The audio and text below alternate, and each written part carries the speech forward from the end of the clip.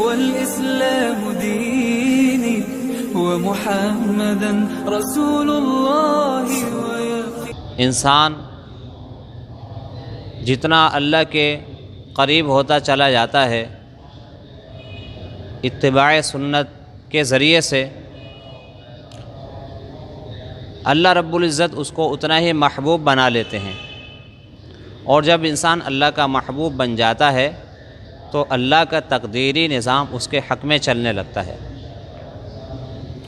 پھر ضابطے سے ہٹ کر خرق عادت چیزیں اس کے حق میں ظاہر ہوتی ہیں۔ خرق عادت ضابطے سے ہٹ کر خلاف اصول، اس کو سمجھنے کے لیے آسانی سے یوں سمجھ لیں کہ جیسے ریل گاڑی ہے اور وہ ریل کی پٹری پر چلتی ہے، وہ ہوا میں اڑ کر چلنا شروع کر دے، اس کو کہتے ہیں خلاف عادت۔ خرق عادت بھی کہتے ہیں، خلاف عادت بھی کہتے ہیں۔ اب پٹری عادتاً اور ضابطے کے مطابق اس لیے بنائی گئی ہے کہ اس پر ریل گاڑی چلے اور ریل گاڑی اسی پر چلتی ہے، لیکن اگر وہ ریل گاڑی پٹری کے بجائے ہوا میں اڑنا شروع کر دے تو یہ چیز خلاف عادت ہوگی، خرق عادت ہوگی۔ ایسے ہی مچھلی پانی میں تیرتی ہے، پانی میں زندگی گزارتی ہے، اب اگر کوئی مچھلی خشکی میں آ کر تیرنا شروع کر دے تو اس کو کہیں گے خرق عادت، خلاف عادت۔ تو ایسے ہی جو اللہ کے نزدیک ہو جاتا ہے، اللہ کا قرب حاصل کر لیتا ہے، اللہ کا خاص دوست، خاص بندہ بن جاتا ہے، اس کے حق میں بھی خلاف عادت اللہ کا تقدیری نظام چلنے لگ جاتا ہے۔ اور یہ جو تقدیری نظام اس کے حق میں چلتا ہے، یا یوں کہہ لیں کہ خرق عادت اور خلاف عادت جو چیزیں ظاہر ہوتی ہیں، اس کے مختلف اقسام ہیں، مختلف اسماء ہیں، کہ یہ دیکھا جائے گا کہ یہ خرق عادت چیزیں کس کے حق میں ظاہر ہو رہی ہیں۔ اگر یہی خرق عادت چیزیں کسی نبی کی آمد سے پہلے نبی کے حق میں ظاہر ہو رہی ہیں، بطور تمہید کے نبی کی نبوت کا اعلان کرنے کے لیے ظاہر ہو رہی ہیں، تو اس کو کہتے ہیں ارہازات۔ جیسے آپ علیہ الصلاۃ والسلام کو نبوت ملنے سے پہلے پتھروں کا آپ کو سلام کرنا اور درختوں کا سلام کرنا، روشنیوں کا نمودار ہونا، غیبی آوازوں کا آپ علیہ الصلاۃ والسلام کو آنا، اس طرح کی چیزیں یہ خرق عادت ہوئی چیزیں۔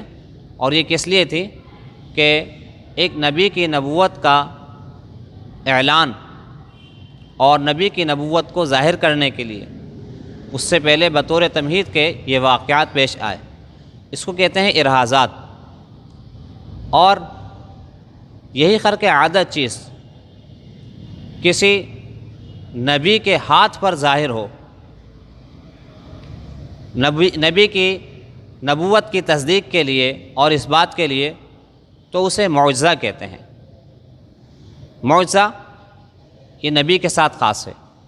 عام طور پر ایسا ہوتا ہے عوام الناس لا علمی کی وجہ سے کسی عام آدمی کے ساتھ بھی اگر خرق عادت کوئی چیز ظاہر ہو، یعنی اللہ کی مدد آ جاتی ہے، تو اسے معجزہ کہنا شروع کر دیتے ہیں، جبکہ معجزہ نبی کے ساتھ خاص ہے۔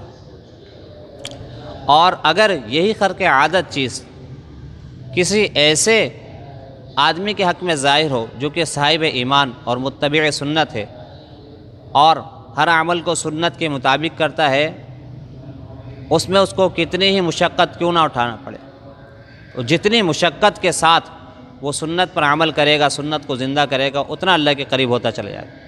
اگر ایسے آدمی کے حق میں یہ خرق عادت چیزیں ظاہر ہو رہی ہیں تو اسے کہتے ہیں کرامت۔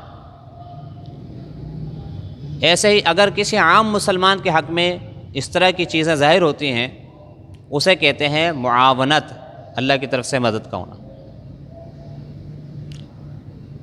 یہی خرق عادت چیز اگر کسی کافر یا مسلمان کے حق میں ہوں، کافر یا فاجر فاسق کے حق میں ہوں، مسلمان نہیں، فاجر یا فاسق کے حق میں ہوں یا کافر کے حق میں ہوں، اور اس کے مطلوب اور مقصود کے مطابق ہو، تو اسے کہتے ہیں استدراج۔ استدراج کا مطلب یہ کہ مہلت دینا۔ تو اللہ کی طرف سے اس کو مہلت ہوتی ہے. جیسے دجال آئے گا کافر، اور اس کے ہاتھ پہ خرق عادت بہت ساری چیزیں ظاہر ہوں گی جس سے ایسا لگے گا توبہ نعوذ باللہ کہ یہ خدا ہے. ایسے ہی اسود عنسی تھا، اس کے معاملات بھی کچھ اس طرح کے تھے کہ خرق عادت چیزیں اس کے ہاتھ پر بھی ظاہر ہوتی تھی. تو یہ اللہ کی طرف سے مہلت ہوتی ہے. اب اگر یہی خرق عادت چیز کسی کافر یا فاجر فاسق کے مطلوب اور مقصود کے خلاف ہو تو اسے اہانت کہتے ہیں. اہانت جیسے مسیلمہ کذاب کے بارے میں آتا ہے کہ ایک شخص کی آنکھ پر ہاتھ رکھ کر اس نے دم کیا. آنکھ خراب تھی اس کی، اس آنکھ پر ہاتھ رکھ کر اس نے دم کیا تو جو صحیح آنکھ تھی وہ بھی خراب ہو گئی. خراب تو تھی پہلے سے خراب، جو صحیح تھی وہ بھی خراب ہو گئی. اسے کہتے ہیں اہانت. ایسے ہی اپنے وضو کا پانی، بچا ہوا وضو کا پانی اس نے ایک باغ میں ڈالا تاکہ باغ سرسبز و شاداب ہو جائے، تو اس کی نحوست سے ایسا ہوا کہ باغ بالکل خشک ہو گیا. بجائے سرسبز و شاداب ہونے کے باغ بالکل خشک ہو گیا. اسے کہتے ہیں اہانت. خرق عادت چیزیں تو ظاہر ہو رہی ہیں لیکن مطلوب کے خلاف، مقصود کے خلاف، اس کے حق میں نہیں، اس کے خلاف ظاہر ہو رہی ہیں. ایسے ہی مسیلمہ کذاب نے ایک کنویں میں کلی کی، کس لیے؟ تاکہ کنویں کے اندر پانی آنا شروع ہو جائے، کنواں جاری ہو جائے، پانی سے بھر جائے. لیکن ایسا نہیں ہوا بلکہ اس کے خلاف ہوا، وہ کنواں بالکل خشک ہو گیا. اسی طریقے سے ایک بچے کے سر پر اس نے ہاتھ پھیرا تو بچے کے دماغ نے کام کرنا چھوڑ دیا. اس کو کہتے ہیں اہانت. تو خرق عادت جب چیزیں ظاہر ہوتی ہیں، خلاف واقع جب چیزیں سامنے آتی ہیں تو ان کی اقسام ہوتی ہیں. تو یہ دیکھا جائے گا کہ کس کے ساتھ یہ واقعہ پیش آیا، اس کے حساب سے پھر اس کو درجہ دیا جاتا ہے. اور درجات میں نے آپ کو بتا دیے. اب یہ ساری چیزیں گنوانے کا مقصد یہ تھا کہ جو اللہ کے ولی ہوتے ہیں، بزرگ ہوتے ہیں، اللہ کے بہت زیادہ قریب ہوتے ہیں، اللہ کے لیے اپنے آپ کو مٹا دیتے ہیں، خواہشات کی قربانی دیتے ہیں اور اتباع سنت میں بالکل مٹ جاتے ہیں، اپنے آپ کو مٹا لیتے ہیں. تو ایسے جو اللہ کے ولی ہوتے ہیں ان کی اللہ کی طرف سے جب مدد ہوتی ہے خلاف عادت تو اس کو ہم کرامت کہتے ہیں. اب یہی کرامت جب ہمیں ان کے معاملے میں نظر آتی ہیں اور ہم کرامتوں کے بارے میں سنتے ہیں، ایسے بہت سارے اللہ کے ولی، اللہ کے بندے گزرے ہیں کہ جن کے بارے میں سنا جاتا ہے کہ ایسی ایسی کرامتیں ظاہر ہوئیں، ایسے ایسے واقعات پیش آئے. تو جو کمزور ایمان والے ہوتے ہیں وہ بہت زیادہ متاثر ہو جاتے ہیں، اور اتنے متاثر ہو جاتے ہیں کہ انہیں اللہ تک پہنچانے کی کوشش کرتے ہیں اور ان سے ایسی امیدیں لگاتے ہیں جس طریقے سے اللہ سے امیدیں لگانی چاہیے. کس وجہ سے؟ کرامتوں کی بنیاد پر کہ یہ تو صاحب کرامت لوگ ہیں، کوئی چھوٹے موٹے لوگ نہیں ہیں. اس بات کو بنیاد بنا کر. اور بعض لوگ ایسے ہیں کہ جب اس طرح کے لوگوں کو دیکھتے ہیں کہ وہ کرامتوں کی بنیاد پر اللہ کے بندوں کو اللہ تک پہنچانے کی کوشش کرتے ہیں یا ایسی امیدیں لگاتے ہیں جیسے کہ اللہ سے لگانی چاہیے، تو انہوں نے کرامت کا بالکل انکار کر دیا. بعض لوگوں نے کرامت میں اتنا غلو کیا کہ بزرگوں سے ایسی امید لگائی جیسا کہ اللہ رب العزت سے لگانی چاہیے، اور دوسرے طبقے نے جب یہ دیکھا تو انہوں نے کرامت کا بالکل انکار کر دیا. تو کرامت ہے اور کرامت کے درجے میں ہے. کرامت بعض لوگ اس وجہ سے بھی انکار کر دیتے ہیں کہ سمجھ میں نہیں آتی. تو سمجھ میں نہ آنا، عقل سے بالا تر کسی چیز کا ہونا، اسی کو تو کرامت کہتے ہیں. انبیاء علیہم الصلاۃ والسلام کے حق میں جب اس طرح کی چیزیں ظاہر ہوتی ہیں اسے معجزہ کہتے ہیں. وہ عقل سے بالا تر ہوتی ہیں، ضابطے کے خلاف ہوتی ہیں، عقل سے ہٹ کر ہوتی ہیں. اسی طریقے سے جب اللہ کے ولی کے حق میں اس طرح کی چیز ظاہر ہوگی تو وہ بھی ضابطے کے خلاف ہی ہوگی. یعنی عقل سے ہٹ کر، عقل اس کو قبول نہیں کرے گی، عقل نہیں مانے گی، اسی کا نام کرامت ہے۔ بہرحال کرامت کو کرامت کے درجے میں رکھنا چاہیے، اور کرامت کا مقصد یعنی اس طرح اگر کسی اللہ کے ولی کے ساتھ معاملات ظاہر ہوں جو کہ خلاف عادت ہوں، تو اس کو دیکھ کر انسان آگے بڑھے کہ اللہ رب العزت نے انہیں اس حد تک پہنچا دیا ہے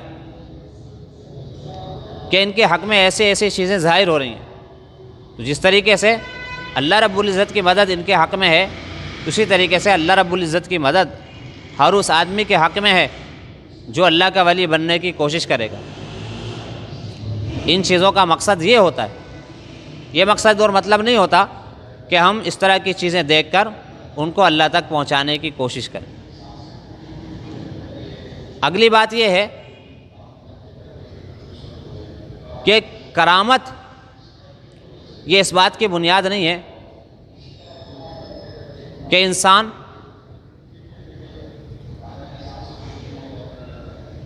جنتی حقیقی طور پر بن گیا، حقیقی طور پر یہ کامیاب ہو گیا،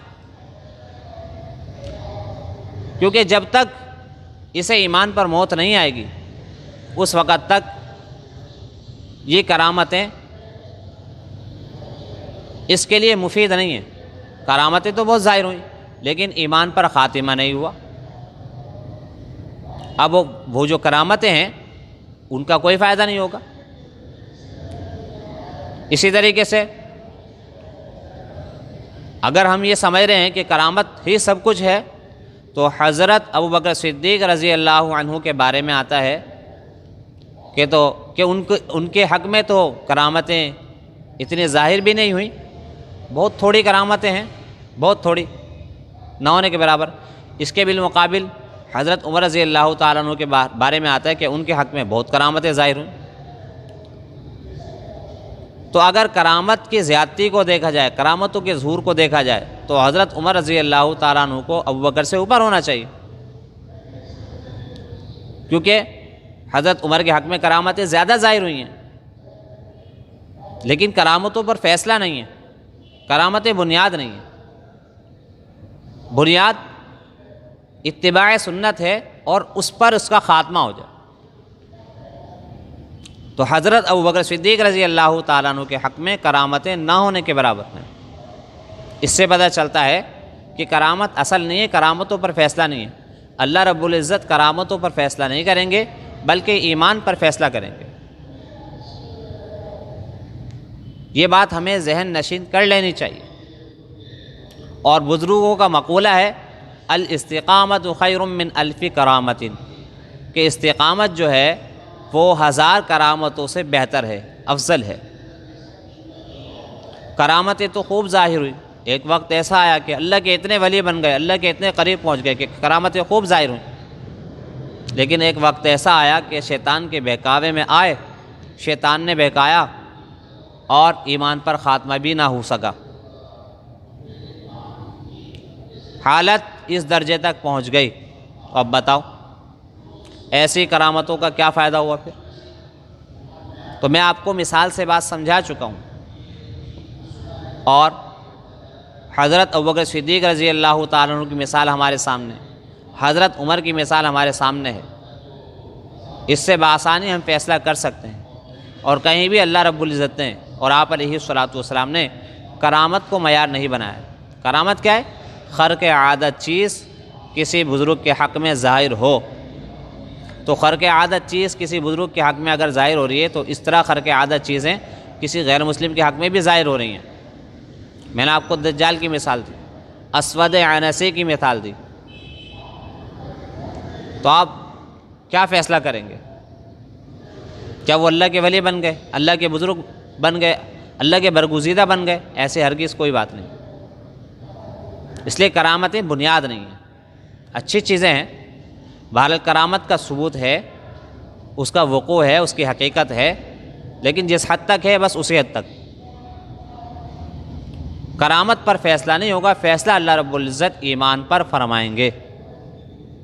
اس لیے یہ بات ہم ذہن نشین کر لیں کہ اگر کسی بزرگ کے متعلق ہم کرامتیں سن رہے ہیں تو اس کو کرامتوں کے حد میں رکھیں، بزرگ کو بزرگ رہنے دیں، بزرگ سے ہم ایسی امیدیں نہ لگائیں جس طریقے سے ہم اللہ سے امیدیں لگاتے ہیں۔